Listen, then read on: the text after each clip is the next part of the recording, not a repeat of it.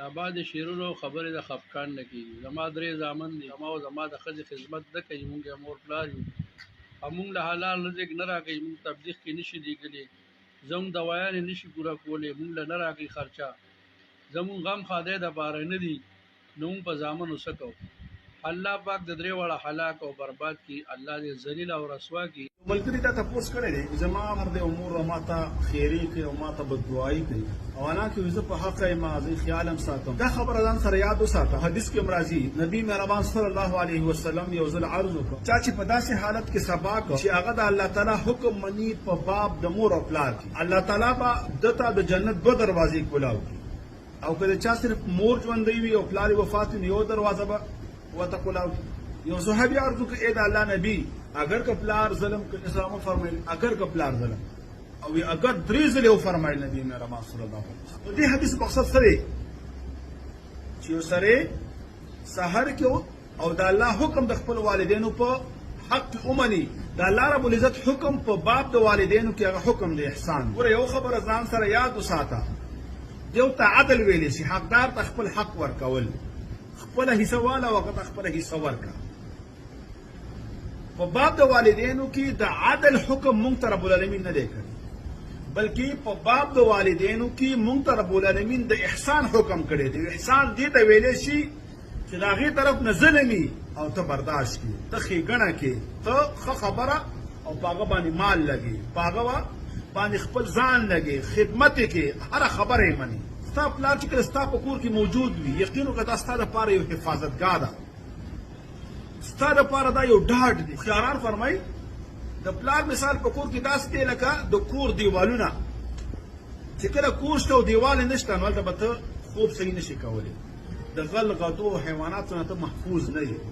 لیکن چې کله یو کور دی او دیوالونه یې شته نو سړی مطمئن وي، د هغه د کور حفاظتګاه وي. نو دغه شان د چا پلار چې په کور کې موجود وي دا د کور حفاظتګاه ده،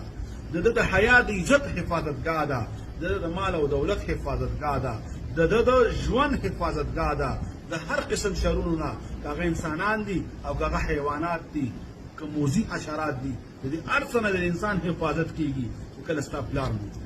بل اهمه خبره دا ده پلار کله هم ظالم نشي کېږي، کله کله به پلار سختي کوي، هغه ته به څه ښکاري، هغه په تا کې یو کمزوري ګوري، موږ ته اکثره خپله کمزورۍ نه ښکاري. د پلار دعا والا یو حدیث کې راځي، اگر چې بعض علماء په هغې باندې کلام هم کړی دی. نبي علیه السلام فرمایي دعاء الوالد لولده کدعاء الانبیاء لامته. دعا د والده د ولد دپاره، د پلار د بچي دپاره دا دومره مؤثره ده لکه نبي چې خپل امت ته دعا کوي. اگر چې ستا پلار فاسق فاجر دی هغه الله سره دی، ستا په حق کې ولی دی، ستا په حق کې الله تعالی تا ته وایي چې احسان ورسره وکړه. که کافر وي بیا هم ته ورسره د دنیا په کارونو کې احسان کوه، آخرت جدا خبره ده او آخرت معاملات جدا خبرې دي. لا طاعت لمخلوق فی معصیت الخالق، په ګناه کې به تابعداري نه کې، لیکن دا خدمت وکړې، د هغه د دوایي د هغه د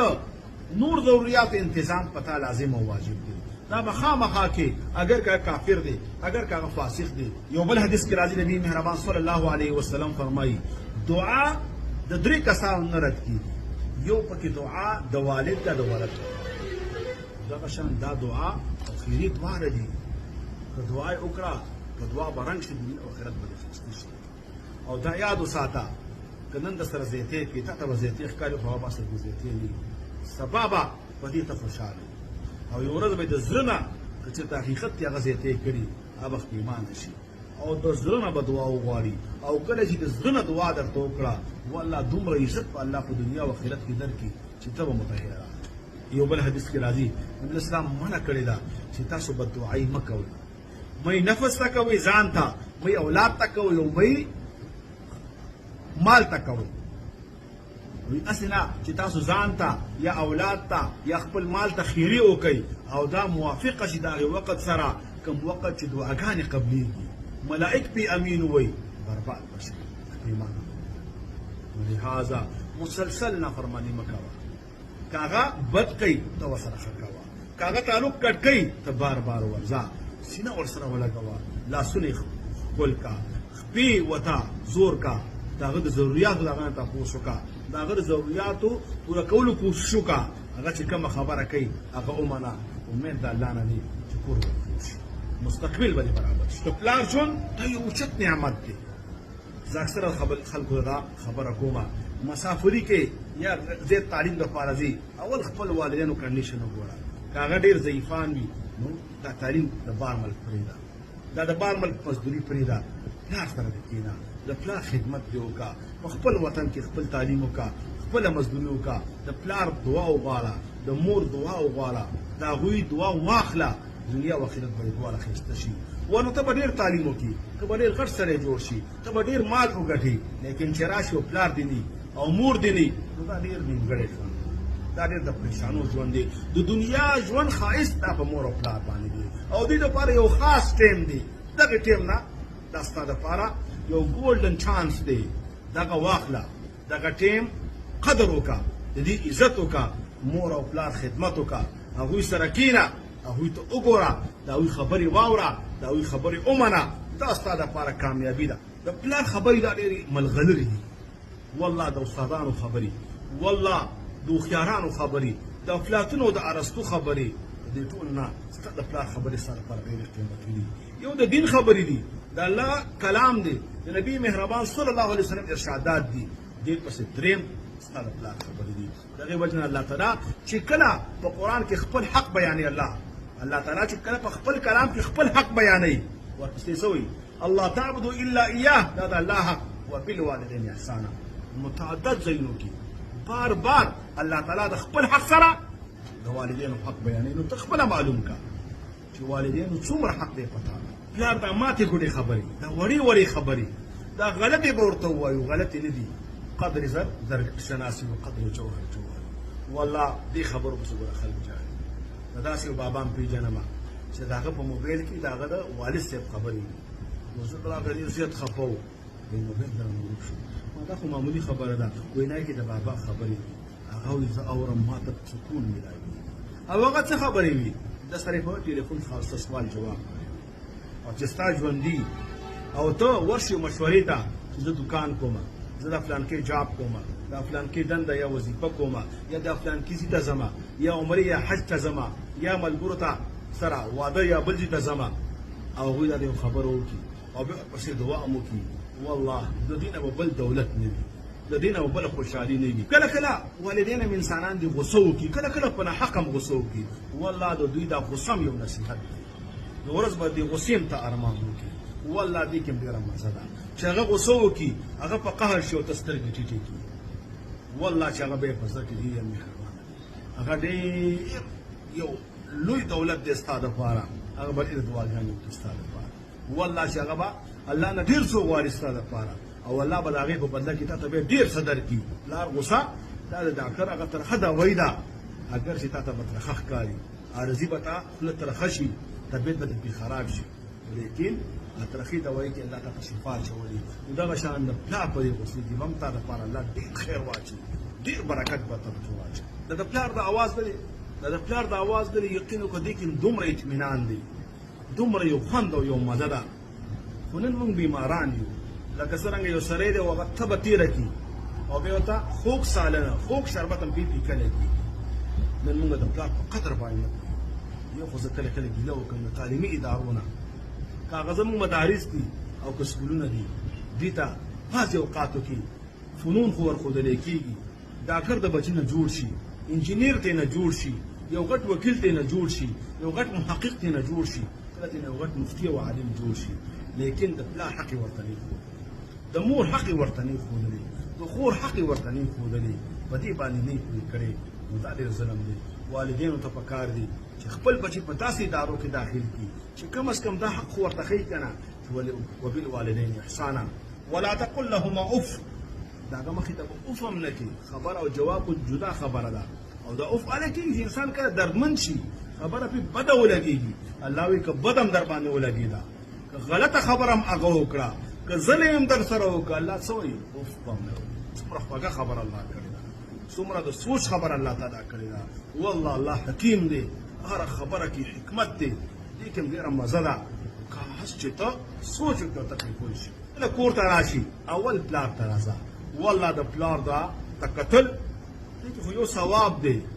خپل زړه ته پې سکون میلاویږي دې بدن ته پې انرژي میلاویږي یقین وکړه ستا د بدن ته پې یو دمه میلاویږي ستا هغه ستړتیا په دې باندې ختمېږي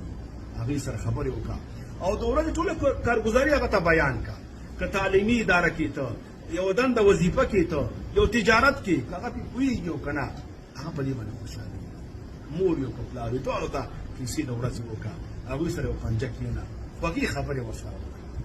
چې کله پلار موجود وي یقین وکړه ټول ورونه خپله کې جوړ دا پلار یو عجیبه کنیکشن دی ټول ورونه دا کوشش کوي چې هغه ته راشي نو دا یو وحدت دی دا یو اتفاق دی او بیا الله تعالی په هر څه کې برکت اچوي که تاسو سره لږه سرمایه وي لږ ژوند وي لږ کاروبار وي چې کله پلار موجود وي نو دا یو ځای وي نو دې کې دې لږه کې ډېر خیر وي څک څک دریاب مې شوت پارسي وانان وي لږ لږ شنه دریاب جوړېږي نو دې باندې ښه کور ښه روزګار او د دنیا چې کوم ضرورتونه دي هغه په اسانۍ سره په ښې طریقې سره پوره کړي اخره کې یو خبره کوم کوشش وکړئ د خپل پلار خدمت وکړئ دا خدمت یو عبادت دی دا د الله تعالی یو حکم دی او په دې کې به تا ته الله تعالی ډېرې فایدې درکړي ستا په عمر کې به برکت وي ستا په مال کې به برکت وي الله تعالی به تا داسې اولاد درکړي چې هغه بیا ستا عزت کوي د عربي ژبې یوه مقوله ده کما تدین تدانه چې څه دې وکړل هغه شان به در سره کېږي نن که تا د خپل پلار عزت وکړه الله به ستا بچي ستا تابعدار وګرځوي ستا خادمان به وګرځوي ستا خبره به هغه وړي ستا خبره به هغه برداشت کوي بس نن یو سوچ وکړه چې ته څه کې پلار سره هغه شان به سر سبا ستا بچي کوي دا یاد وساته که ښه دې وکړل نو د ځان دپاره دې وکړل که بد دې وکړل دا دې ځان سره وکړل لہذا پلار دې ته مه مجبوره کوه چې هغه خیري وکړي که هغه خیري کوي هغه دې ته مه مجبوره کوه چې هغه ډېر وکړي هغه مه مجبوره کوه چې ستا نه نفرت وکړي هغه دې ته مه مجبوره کوه چې ستا نه مخ واړئ او هغه دې ته مه مجبوره کوه چې ستا د یاري د وجې نه ستا د بد اخلاقو د وجې نه ستا د بدتمیزۍ د وجې نه تا ته نصیحت کول پرېږدي تا ته ښه خبره پرېږدي لہذا دا ظلم ته خپل ځان سره کې دنیا خپله خرابې والله چا چې د پلار دعا اخیستې ده د مور دعا یې اخیستې ده دنیا کې مغه عزتمن شوي دي هغه مالونه هغه خپو ته راغورځېدلي دي هغه عزتونه د هغه خپو ته راغورځېدلي دي الله هغه ته یو عجیبه شان ورکړی دی یو ښه مکان یې ورکړی دی یو ښه مقام یې ورکړی دی یو ښه عزت الله تعالی ورکړی دی ښه تابعدار بچي الله تعالی هغه ته ورکړي دي ښه تابعدار ښځه الله تعالی هغه ته ورکړې ده ښه کاروبار او ښه روزګار او ښه پاک حلال مال الله تعالی هغه ته ورکړی دي نو اوس ته خپله فیصله په خپل ځان وکړه نن که ته دا وې چې ما ته پلار خیرې کوي ګوره پلار ماشوم نه دی پلار کافر خو نه دی هغه دومره ظالم نه دی خو چې خیرې کوي نو خامخا تا کې به څه نقصان وي تا ته به پته نه لګي تا ته به معلوم نه وي ابتدا کې یو مرض وي شوګر انسان ته لګېږي کینسر انسان ته لګېږي ګردې خرابېږي توس جرې وته دا په ارام ارام راځي یو وخت داسې وي چې بیا هغه د کنټرول نه بهر کېږي تا کې څه ګناه شته تا کې څه کمې شته یو څه پلار محسوسوي د هغې وجې نه دا پلار پریشانه دی ځان کې لږ سوچ وکړه فکر وکړه هوښیارانو سره کښېنه علماو سره کښېنه د هغوی نه مشوره واخله د خپل پلار عزت وکړه د خپل پلار لاسونه مضبوط کړه د خپل پلار ملا مضبوطه کړه د خپل پلار خبرې ته اهمیت ورکړه خپل دنیا او آخرت په خپله ښایسته کړه خپل آنے والا او مستقبل چې ستا کوم اولاد دي هغوی که تابعدار جوړول غواړي نو خپله د خپل پلار تابعدار شه که هغوی سبا ستا خدمت دپاره نیغ ودرېږي نو ته نیغ ودرېږه د خپل پلار د خدمت دپاره بس چې څه کاري هغه برې وي مختصره خبره دا ده پلار یو اوچت نعمت دی یقین وکړه د هغه هر شی والله زه کله کله دا خبره کوم چې کور ته سړی راشي او د پلار د کمرې بهر د هغه پیزار پروتي دا پیزار هم یو ډاډ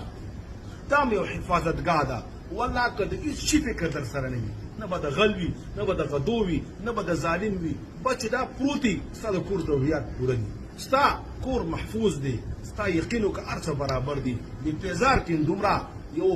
څه شی دی یو ډاډ دی